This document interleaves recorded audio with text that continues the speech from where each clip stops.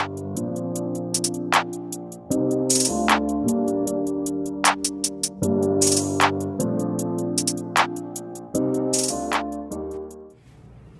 guys, so we made it back from AutoZone. I did find the bowl and I already installed it. And it was, or the nut, it was this one here. M12 1.25 was the nut. So I got it, also got a washer, installed it. Now we're good. The front is completely installed. Already torqued down everything. I also measured to make sure that the thread pitch or the thread sizing was the same on each side. So it should be the same. Now we just gotta work on the end and the rear here. Depending on what trim model you have, for example like mine, I have to remove the bottom seat. Well, every year does, but then you also have to remove the back seat for my year. Mine's a luxury model, the seats do not go back. So what I have to do is, there's a clip down here that I gotta pull this way. Once you do that, you're able to lift it. See how this got loose? Now the other side isn't loose yet, so you can see it's not moving up. We have to do that side as well. That's going to remove the bottom part and just pull it out, and then push the seat belts down.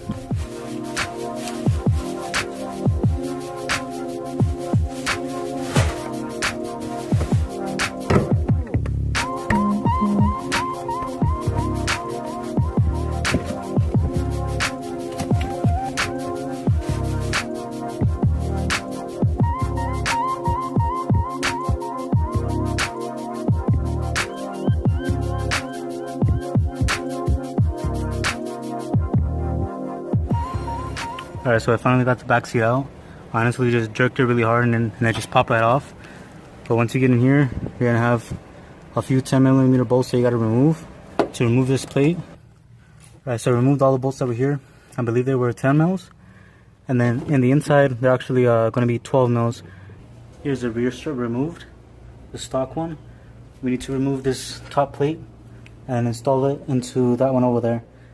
So you will have to get spring compressors in order to be able to have this knot shoot out when you unbolt it from the top nut.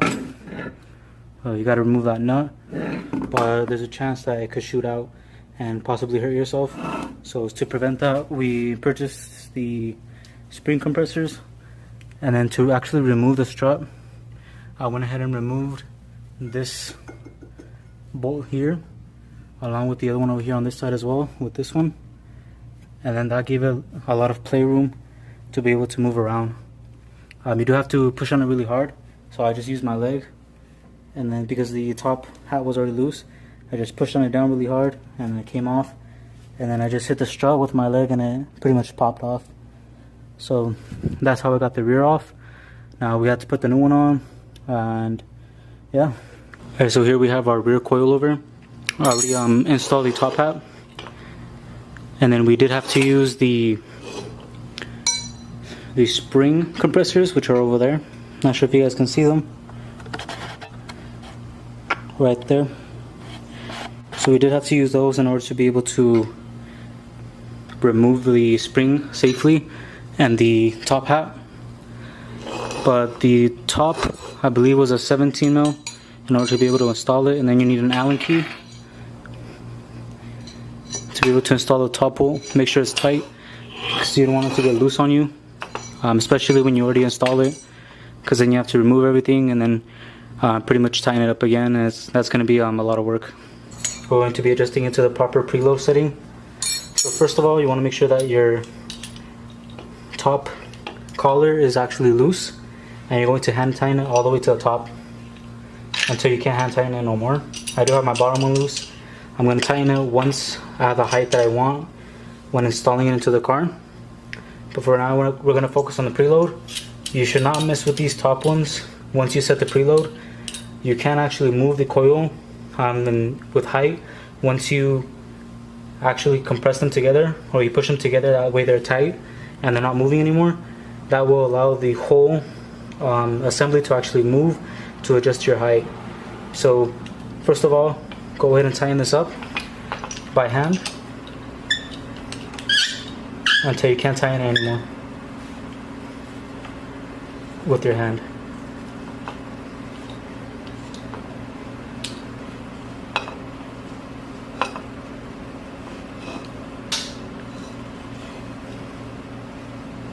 Alright, so that's as tight as I'm pretty much going to get it with my hand.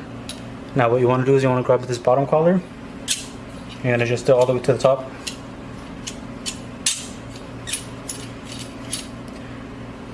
Once you have it there, you will be moving this collar with your spanner until the gap between the top one and the bottom one are the same as the spanner and you're able to fit it in there. So we're going to go ahead.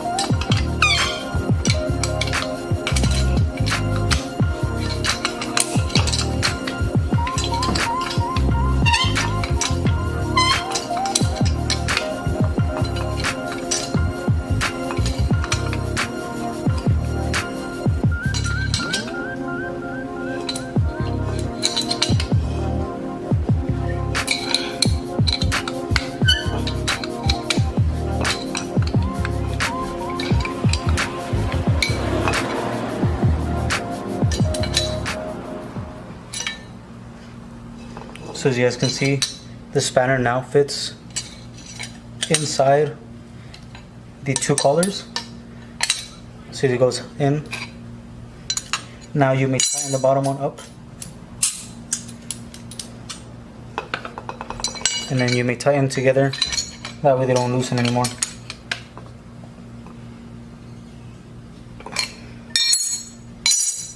Then now at this point you will not mess with this collar at all unless you're adjusting it while it's on the car. So at this point you will not touch this part at all. This is how the spring should stay from now on. Now the bottom one, you are still able to adjust it. You are able to raise the vehicle by loosening this collar.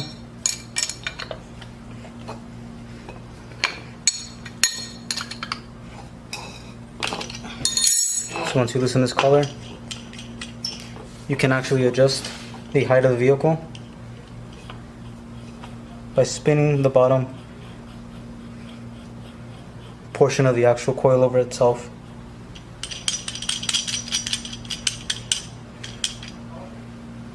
So for now, we're going to go ahead and measure the struts, make sure they're equal size here in length, and then we're going to go ahead and install them. So this one's complete. I'm going to go ahead and install this one, and then once they're on the car, we're going to go ahead and measure it. What is up, guys? Today's the next day. Now the car's pretty much complete. All I have to do is tighten the bottom collars. I didn't do that last night because I wanted to pretty much see how the fitment was, and so far it's really good. The back, I'm not adjusting it anymore. I'm going to leave it as is, but the front, I will be lowering it a little bit more. I'll show you right now. The car at this point actually sits really good. Like, I don't think I need to really lower the front a little bit, but there's still a little bit of a gap. The gap is a little bit higher in the front than the back, so I'm going to be adjusting the front one just to make it look a little bit even. I can still fit a finger in the front, but in the back I can't fit a finger at all. So let me go ahead and show you guys, and I'll also show you how I'm adjusting the coil. That way you guys can do it yourself if you want to, and are not sure how to do it. So let me show you the car. Alright, so here's how the car is looking. I didn't lower it too much, just to clean up the wheel gap. But as you can see, it already looks a lot better. It looks a lot more aggressive and to the floor. But if we look at the front fitment, you can kind of see I can still fit a finger in there. But if we go to the front or the rear, I can't even fit my fingers in there. I think this is as tight as I'm going to go with the back. I'm going to leave it like this just because the rear tire sticks out a little bit more than the front. So this is actually pretty good. I don't need to adjust this anymore. So we're going to go ahead and take off the wheels. That we can go ahead and start adjusting it, and then we can tighten up the collars at the bottom. The reason you want to tighten the collars is because if they become loose, they will make noises. So that's the reason that you want to make sure that those are tightened. Alright, so here we are at the front strut. I'm going to adjust the coilover to make it slightly smaller. So like I said, I want to adjust it about a finger lower. So I'll probably use my finger as a measuring just to make this a little bit lower. Now, the bottom collar obviously has to be loose. So it's already loose because I didn't tighten it in the beginning because I wanted to be able to adjust it And for the top one, you can actually use this to be able to spin the whole assembly, or you can spin it by hand, but it's going to be pretty tight because there's a lot of load on the wheel at this point. So you can still spin it, but it's just going to be very difficult. That's why they provide the spanners. Now, as long as these two are tight together, then the whole assembly will spin. If one of these collars is not tight, then you will most likely be messing with the preload, which is something that you do not want to do. If you're adjusting the actual collar, you will see it move completely, and that's how you know it's being adjusted up or down depending on the way that you're wanting to go. But yeah, so once we're done, we're going to go ahead and tighten the bottom collar once it's completed. I'm not going to go down too low just because this is pretty much the daily, so I don't want to go too low. But if we put our spanner right here and you spin it, you can see that the whole assembly is actually moving. Alright, so I'm going to move this collar up so I know exactly how much I'm going to be lowering the car. So I said about a finger, maybe less. So we're going to say about half a finger, which is about right there. So that's how much I actually want to lower the car right now, which is 2.